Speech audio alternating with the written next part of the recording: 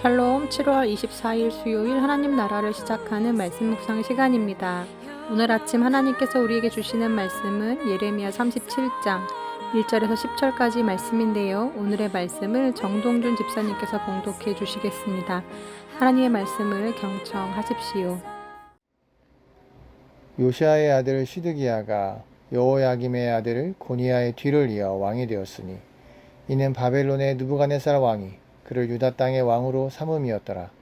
그와 그의 신하와 그의 땅 백성이 여호와께서 선지자 예레미야에게 하신 말씀을 듣지 아니하니라. 시드기야 왕이 셀레미야의 아들 여우갈과 마아세야의 아들 제사장 스바냐를 선지자 예레미야에게 보내 청하되 너는 우리를 위하여 우리 하나님 여호와께 기도하라 하였으니 그때에 예레미야가 갇히지 아니하였으므로 백성 가운데 출입하는 중이었더라. 바로의 군대가 애굽에서 나오매 예루살렘을 에워쌌던 갈대아인이 그 소문을 듣고 예루살렘에서 떠났더라. 여호와의 말씀이 선지자 예레미야에게 임하여 이르시되 이스라엘의 하나님 여호와께서 이와 같이 말씀하시니라. 너희를 보내어 내게 구하게 한 유다의 왕에게 아뢰라. 너희를 도우려고 나왔던 바로의 군대는 자기 땅 애굽으로 돌아가겠고 갈대아인이 다시 와서 이 성을 쳐서 빼앗아 불사르리라.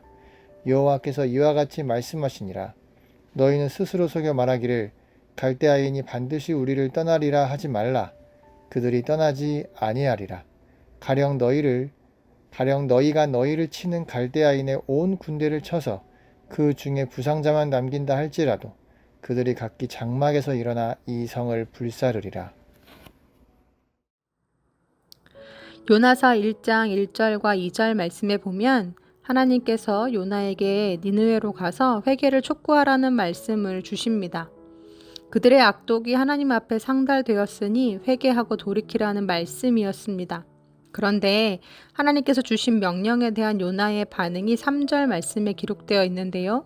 첫 구절이 그러나로 시작합니다.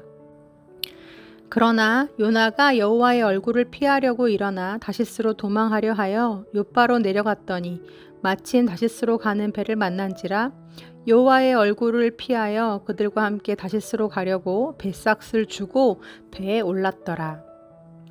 네, 그러나 라는 접속사에서도 알 수 있듯이 요나는 처음부터 하나님의 말씀이 반갑지 않게 들렸습니다. 이스라엘의 숙적, 철천지 원수인 아수르에게 회개와 용서의 기회를 주시다니 솔직히 그런 하나님이 이해도 가지 않았고 그렇게 하고 싶지도 않았습니다. 그래서 처음부터 의지를 가지고 하나님의 명령을 따르지 않고자 노력하죠. 여호와의 얼굴을 피하려 했다. 일어나 다시스로 도망가려 했다. 욥바로 내려갔다. 그랬더니 마침 다시스로 가는 배를 만날 수 있었다. 그래서 요나는 배에 삭슬 주고 배에 올라탔다. 이 모든 구절에서 요나의 의지가 느껴집니다. 나는 따르지 않겠다. 하나님의 명령이 떨어졌지만 설마 하나님이 다른 나라도 아니고 이스라엘을 그토록 괴롭히던 저 아수르 제국을 이렇게 쉽게 용서하신다고? 그럴 리가 없다고 생각하면서 자신이 잘못 들었을 것이라고, 아니 잘못 들은 거였으면 좋겠다고 생각하면서 상황을 구하면서 계속 움직이죠. 어쩌면 욥바에 이르렀을 때 마침 다시스로 가는 배를 만나면서 그는 그 상황을 통해 혹시 하나님이 자신의 뜻을 돌이키시지 않았을까 하고 자의적으로 그 상황을 해석했을 수도 있겠다 싶습니다. 내가 니느웨로 가는 게 하나님의 뜻이라면 여기서 일이 풀리지 않도록 막으셨을 텐데 오히려 다시스로 가는 배를 만나게 되면서 어쩌면 하나님도 뜻을 돌이키셨을지 모른다고 그렇게 위안을 삼으며 배에 올라탔을 수도 있겠다 싶습니다. 그런데 결국 요나를 니느웨로 보내시고자 하셨던 하나님은 바다 위에서 폭풍을 일으키셔서 요나의 다시스 행을 막으시죠. 우리는 이렇게 우리의 소원과 하나님의 소원이 상충될 때 요나가 보인 반응대로 똑같이 행동할 때가 많습니다. 우리의 뜻과 바램이 하나님의 뜻과 바램을 넘어설 때 결국 요나처럼 불순종의 죄를 저지르고 말죠. 주변에서 수없이 많은 상황들과 말씀들로 하나님의 뜻을 알려주시는데도 내가 듣고 싶은 대로 또 내가 보고 싶은 대로 하나님의 뜻을 왜곡할 때가 많이 있습니다. 하나시에서 언젠가 한번 말씀드렸던 적이 있는 것 같은데요. 제게도 그런 부끄러운 경험이 하나 있습니다. 대학교 4학년을 마치고 서울여대 대학원에서 공부를 하고 있었을 때였습니다. 주중 낮 시간에는 일을 하고 저녁에는 대학원에서 공부를 하면서 또 주말에는 교회 사역을 했던 터라 많이도 지쳐 있을 때였습니다. 그런데 때마침 저를 좋게 보신 총회 선교부의 한 목사님께서 선교지의 한 교회에서 갑작스럽게 사역자가 필요한데 저보고 가보지 않겠냐고 제안을 해주신 거죠. 그런데 시간을 많이 줄 수가 없고 한 달 안에 정리를 하고 들어가야 하는 상황이라 하셨습니다. 그래서 열흘인가 보름인가를 작정하고 새벽 기도를 했던 것 같습니다. 하나님의 뜻을 구하면서 말씀해 달라고 기도를 했습니다. 그런데도 하나님의 특별한 응답은 없었습니다. 그렇게 작전 기도가 끝나는 날 저는 기도를 마치고 하나님께 이렇게 기도를 했습니다. 하나님, 오늘까지도 답이 없으시네요. 그럼 제가 하나님 뜻을 알고자 이제 동전을 던지겠습니다. 학이 나오면 가는 거고 500이 나오면 아닌 걸로 알겠습니다. 그리고 동전을 던졌는데 뭐가 나왔을까요? 네, 학이 나왔죠. 그걸 하나님의 응답이라 믿고 그 주의 교회에 가서 교육부 담당 목사님께 말씀을 드렸습니다. 선교지로 가는 게 하나님의 뜻인 것 같다고, 그래서 죄송하지만 주일 사역을 내려놓아야 할 것 같다고 말씀을 드렸습니다. 그랬더니 목사님께서 저를 물끄러미 쳐다보시면서 박전도사님, 뭔가 하나님의 음성을 잘못 들은 것 같은데 다시 나가서 동전을 100번 던지고 오라고 하시는 거예요. 그래서 100번 던져서 100번 다 학이 나오면 그때는 아무 말 없이 보내줄 테니 가서 한번 그렇게 해보고 오라는 거죠. 하나님은 물론 극적인 방법으로도 일하실 수 있는 분이지만 또한 상식선에서 일하시는 분이시고 말씀으로 일하시는 분이라고 말씀해 주셨습니다. 이미 하나님은 박전도사님께 여러 루트를 통해서 말씀하셨는데 박전도사님이 나가고자 하는 마음이 너무 커서 그게 안 들렸을 수도 있다고 말씀하시는 거죠. 목사님의 그런 말씀을 듣고 나서 조용히 저의 지난날을 돌아보니까 진짜 하나님은 저에게 여러 루트를 통해서 말씀을 하셨더라고요. 부모님도 반대를 하셨고 누구 하나 긍정적으로 나가라고 하는 사람이 없었습니다. 대학원도 중간에 그만둬야 하고 사역도 연말까지 채우지 못하고 중간에 그만둬야 하는데 솔직히 삶이 너무 힘들고 또 지금까지 한 번도 쉬어보지 못하고 달려온 삶에서 이제쯤 멈추고 어디라도 나가보자 하는 그런 마음이 많이 컸던 것 같습니다. 그럴 때쯤 들려온 이 제안이 하나님의 뜻인 것처럼 느껴졌고 제가 순종해야 할 사명인 것처럼 또 내게 주신 기회인 것처럼 여겨졌던 것 같습니다. 지금도 하나님의 뜻을 물을 때면 그때 일이 생각나곤 합니다. 내 뜻이 너무 크다 보면 내 생각과 욕심이 너무 크다 보면 하나님의 뜻을 착각할 때가 있잖아요. 그것이 내 뜻인지 아닌지 그럴 때 잘 분별해야 하고 또 하나님의 뜻을 헤아리는 방법은 어떤 한 사건이 아니라 말씀을 통해서 또 주변에 믿을 만한 신앙의 선배들의 조언을 통해서 보여주신 여러 가지 상황들을 통해서 총체적으로 확인해야 한다는 말씀을 그때 그 사건을 통해 배우게 된 것 같습니다. 오늘 말씀에서도 저와 똑같은 실수를 하고 요노와 똑같은 실수를 한 한 사람의 이야기가 나옵니다. 바로 유다의 마지막 왕 시드기야에 관련된 이야기인데요. 하나님은 계속적으로 예레미야를 통해서 바벨론에게 항복할 것을 말씀하셨습니다. 그렇지 않을 때 바벨론을 통해 유다가 침략을 당하고 결국 멸망하게 될 것이란 경고를 주셨습니다. 그리고 2차례나 시드기야와 고관들의 불순종으로 인해 바벨론으로부터 침공을 당한 후였습니다. 그리고 주전 588년 그럼에도 불구하고 하나님의 명령에 순종하지 않고 계속적으로 불순종하는 유다를 하나님은 바벨론을 통해 심판하기 시작하시죠. 그렇게 바벨론의 3차 침공이 있던 해에 그래서 시드기야는 예레미야에게 기도를 청합니다. 3절 말씀 시드기야가 여우갈과 스바냐를 예레미야에게 보내 너는 우리를 위하여 우리 하나님께 기도해 달라라고 간곡히 부탁하죠. 그런데 오비일학이 일어납니다. 기도를 하고 난 뒤 원군을 요청했던 애굽에서 유다를 돕기 위해 군대를 파병했다는 소문이 들려오기 시작했고 그 소문을 들은 바벨론이 잠시 예루살렘을 떠나 퇴각하게 되는 사건이 일어난 거죠. 시드기야는 이 상황을 두고 하나님의 응답이라고 여기면서 바벨론에게 항복을 하는 것이 아니라 오히려 애굽을 의지하려고 듭니다. 생각하고 싶은 대로 생각하고 해석하고 싶은 대로 해석하고 믿고 싶은 대로 믿고자 하는 이 이기적인 시드기야의 모습을 볼 수 있습니다. 한두 번도 아니고 그렇게나 계속적으로 바벨론에게 항복하라고 예레미야를 통해 말씀하셨는데, 그렇지 않으면 바벨론을 도구 삼아서 너희를 심판하실 것이라고 계속 말씀하셨고, 그래서 두 번이나 그 결과를 경험했는데도 시드기야는 이미 임한 하나님의 뜻, 이미 말씀하신 하나님의 뜻에 대해서는 거절하고 또 인정하려 들지 않으면서 자기가 믿고 싶은 대로 또 자기 바램대로 하나님의 뜻을 해석하려 하는 어리석은 모습을 오늘 말씀을 통해 보게 됩니다.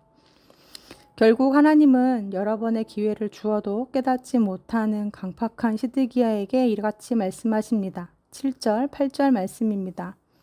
이스라엘의 하나님 여호와께서 이와 같이 말씀하시니라. 너희를 보내어 내게 구하게 한 유다의 왕에게 아뢰라. 너희를 도우려고 왔던 바로의 군대는 자기 땅 애굽으로 돌아가겠고 갈대아인이 다시 와서 이 성을 쳐서 빼앗아 불사르리라. 그런데요, 이 마지막 경고가 시드기야의 귀에 잘 들렸을까요? 아닙니다. 이미 애굽을 통해 구원을 받게 될 것이라 확신했던 시드기야는 끝끝내 하나님의 말씀에 불순종하다가 결국 유다는 바벨론에 의해 망하게 되고 시드기야는 두 눈이 뽑혀서 바벨론으로 끌려가게 됩니다. 사랑하는 우리 성도님들, 하나님의 뜻을 분별하는 것은 쉽지 않습니다. 내 뜻, 내 소원이 확고할 때 하나님이 이미 여러 루트를 통해 말씀하셔도 그 말씀이 하나님의 말씀으로 잘 들려오지가 않습니다. 그래서 우리가 주목해야 할 것은 일시적인 현상이 아니라 지속적인 말씀입니다. 오히려 내면을 살피면서 이것이 내 욕심은 아닌지 확고한 내 뜻은 아닌지 더더욱 신중히 살피는 것이 필요합니다. 아브라함은 사랑하는 아들 독자 이삭을 바치라라는 명령을 받았을 때 거부하고 싶고 또 불순종하고 싶은 마음이 충만했지만, 정말 그것이 하나님의 뜻이 맞다면 내 뜻을 쳐서 복종하고 순종하겠다는 마음으로 싸우면서 그 길을 떠났습니다. 그 길에 수없이 돌이키고 싶고 또 도망가고 싶은 마음이 굴뚝 같았지만, 신실하신 주님의 약속을 믿으면서 알량한 내 뜻과 생각보다 더 지혜로우시고 신실하신 주님의 계획을 신뢰했습니다. 자기 뜻을 내려놓고 무엇이든 주님이 뜻이라면 듣겠다라는 심정으로 모리아 산꼭대기까지 눈물을 머금고 올라갔습니다. 사랑하는 우리 오신 성도님들, 이러한 싸움이 또 이러한 전쟁이 우리 삶에서 일어나기를 소망합니다. 이것이 내 뜻인지 아닌지, 나의 바램, 내 욕심은 아닌지 스스로를 살피면서 더더욱 말씀 앞에 겸손히 듣고자 하는 태도로, 엎드리는 자세로 하나님 앞에 나아가는 우리들이 되기를 소망합니다. 일시적인 현상이 아니라 지속적인 말씀으로, 하나의 이벤트가 아니라 하나님께서 말씀을 통해서 또 주변의 사람들과 상황을 통해서 지속적으로 깨닫게 해주시는 그러한 하나님의 음성으로 그 음성을 잘 분별해 가면서 내 뜻에 하나님의 말씀을 끼워 맞추는 것이 아니라 하나님의 뜻에 우리의 생각과 삶을 맞추며 살아가는 건강한 그리스도인들 다 되시기를 간절히 기도합니다. 아멘. 함께 기도하시겠습니다. 하나님, 내가 하나님께 맞추기보다 하나님이 나에게 맞춰주시길 기도하면서 내가 죽기보다 하나님이 하나님의 뜻을 굽혀주시고 져주시고 들어주시길 바라는 이기적인 신앙심을 가진 우리들을 고백합니다. 오늘 시드기야의 모습이 딱 우리의 모습이고 요나의 모습이 바로 우리의 모습이다 싶습니다. 하나님의 생명의 길은 좁고 험한 길이거늘 내가 죽고 예수가 사는 길이거늘 우리는 우리의 바램대로 우리의 뜻대로 탄탄대로를 원하며 살아오지 않았나? 지금도 그렇지 않나? 하나님의 뜻을 구하지만 말로만 구할 뿐 이미 나의 뜻은 서 있지 않나? 나를 조심스레 돌아봅니다. 하지만 아브라함처럼 하나님 앞에서 한 걸음 한 걸음 씨름하며 싸우는 그 순종의 싸움을 멈추지 않게 하여 주옵소서. 결국 우리의 생명길이 그곳에 있기에 오늘도 나를 쳐서 복종시켜서 하나님의 뜻을 구할 수 있는 우리들이 되게 하여 주옵소서. 말씀 앞에 머무르고 말씀 앞에 무릎을 꿇을 때 그 말씀이 부딪혀서 결국 나를 생명길로 인도하도록 내어드리는 우리들이 다 되게 하여 주옵소서. 예수님의 이름으로 기도합니다. 아멘. 말씀을 마쳤습니다. 이후로 오늘의 고백이 잘 담겨있는 찬양이죠.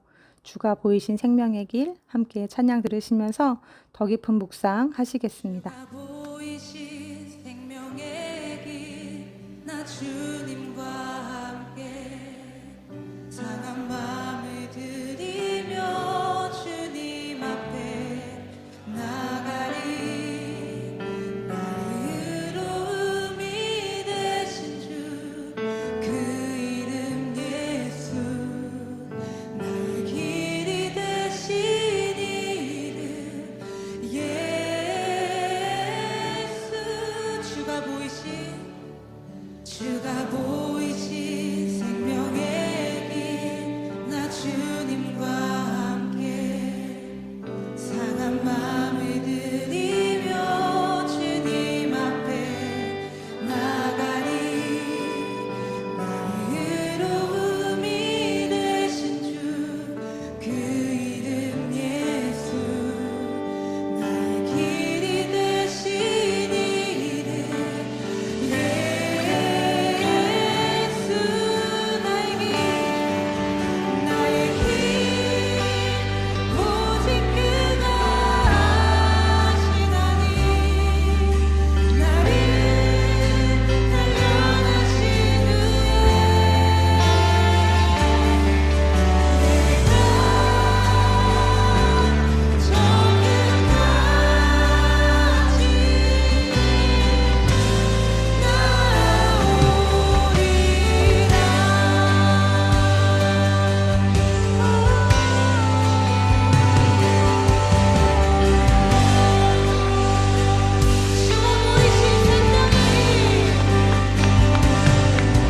주가 보이신 생명의 길 나 주님과 함께 상한 마음을 들이며 주님 앞에 나가리 나의 의로움이 되신 주 그 이름 예수 나의 길이 되신 이름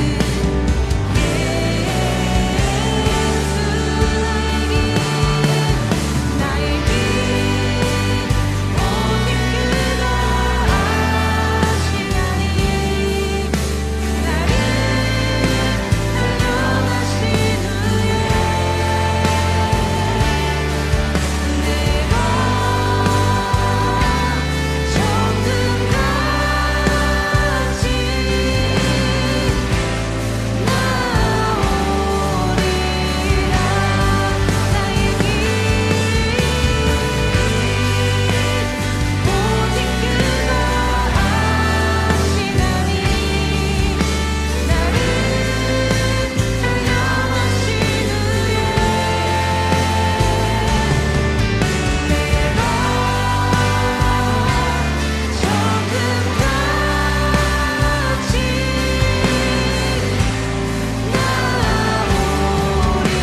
나오리라 나의 길 오직 그가 아시나니 나의 길 오직 그가 아시나니 주님 우리를 단련하신 후에 단련하신 후에 주님 우리가 이 길에서 성금같이